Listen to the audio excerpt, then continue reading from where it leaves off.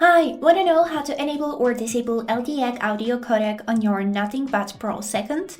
So, as a first step, we would need to download the Nothing X application on our phone and also make sure that our earbuds are connected to our phone. As a next step, we would need to open the application and here you'll be able to find your earbuds. Then we would need to click on the settings icon on the right upper corner and here we can immediately see the high quality audio, which is the LDAC audio codec. Now, as you can see, if this white dot is on the right edge, this feature is enabled.